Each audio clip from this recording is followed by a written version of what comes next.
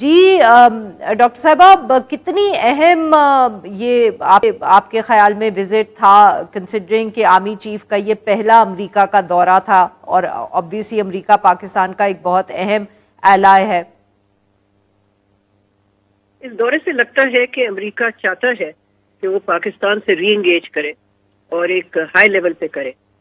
یہ دورہ بہت ہی ایک اہم وقت پہ ہوا، اس لیے کہ جیسے آپ کو معلوم ہے جب امریکہ نے ملٹریلی وڈرا کیا افغانستان سے، اس کے بعد ہمارے جو تعلقات ہیں امریکہ اور پاکستان کے، وہ ایک اہم موڑ پہ آ گئے، اس لیے کہ ان کو ضرورت ہے ری سیٹ کرنے کی اور ری ڈیفائن اور ری اسٹرکچر کرنے کی، اس لیے کہ جو پرانے بیسس تھے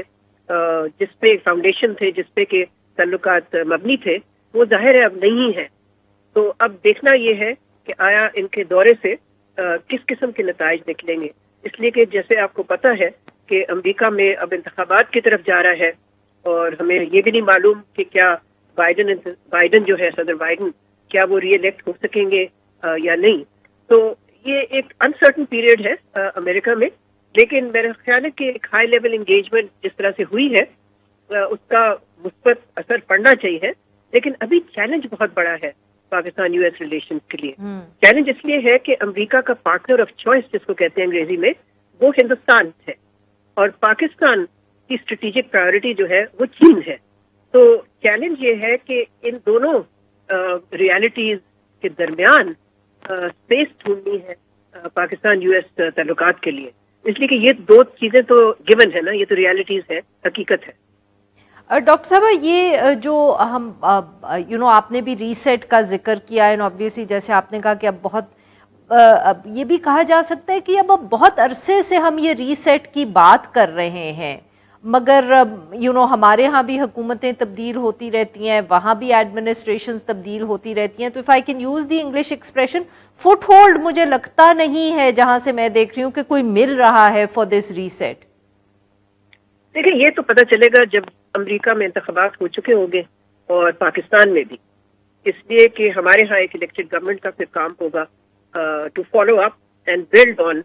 دی آرمی چیف وزٹ، اور دوسری طرف ہمیں دیکھنا ہوگا کہ آیا صدر ٹرمپ ری الیکٹ ہوتے ہیں یا صدر بائیڈن ہوتے ہیں یا کوئی تیسرا کینڈیڈیٹ سامنے آتا ہے۔